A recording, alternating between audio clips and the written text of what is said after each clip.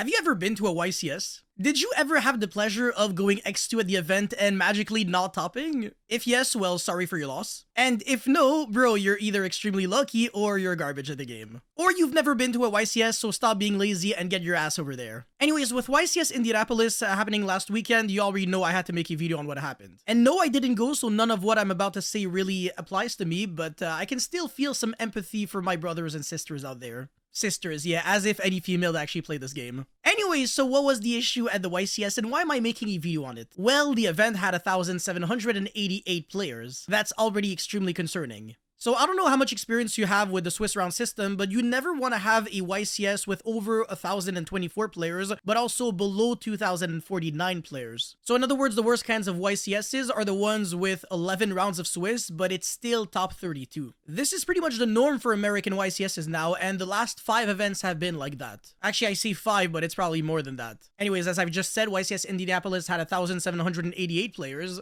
YCS Rally before that was even worse at 1,793 players.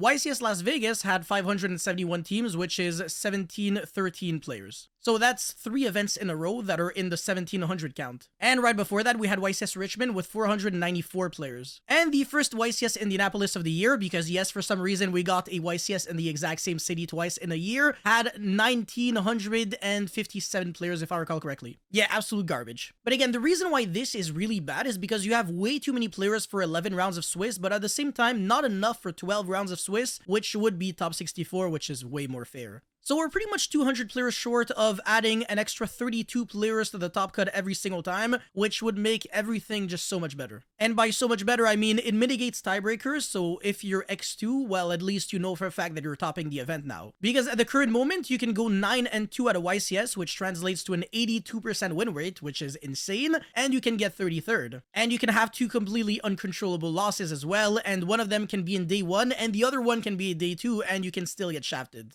And that's what happened to me at YCS Pasadena of 2022. I started round 1 by losing, and then I won 8 in a row. So I was 8-1 at the end of day 1, and then on day 2, my first round, I lost to the guy who got second after Swiss, and I won the final round, and I ended up getting 36th. So even if you don't have like 2 losses super early on, you can still get super unlucky because, again, there's just too many players, so the tiebreakers have such a high likelihood of screwing you over. And this is why I say this has to change once and for all. Being pretty much on the bubble after your first loss is so heartbreaking, and it really just removes everyone's incentive to keep playing the event. I remember back in the days, the smaller YCSs, because, you know, 1,700 player count YCSs is kind of like a modern thing. But yeah, maybe back like 8 years ago or something, we used to have like 800, 900 players YCSs, and you could go X2 and know for a fact that you're topping the event. So I do remember for a fact that some players started with like 2 losses and 0 wins, and then 1 out and even 1 in top cut and ended up winning the whole YCS. So you could make comebacks back in the days, whereas now you can forget about it. Anyways, yesterday I saw a pretty interesting post made by the legendary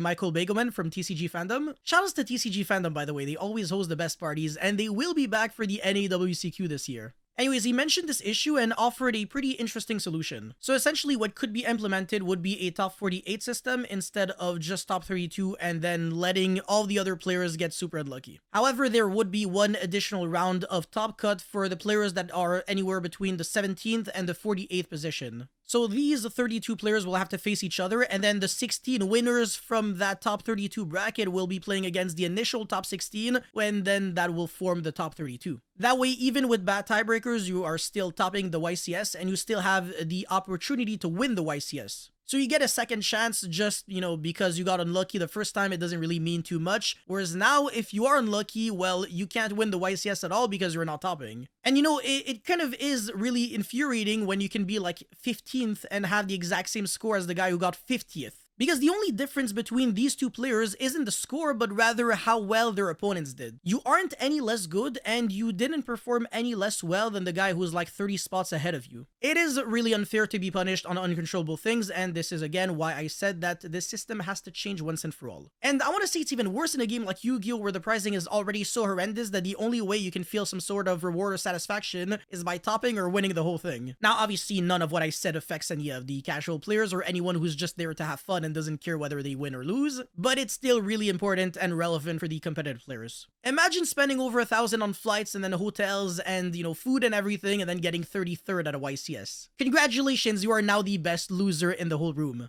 Anyways, that's pretty much all I have for this video, guys. Thank you so much for watching. Don't forget to like and subscribe, and let me know how you would fix this problem in the comment section below. And I will see you guys very, very soon. Peace.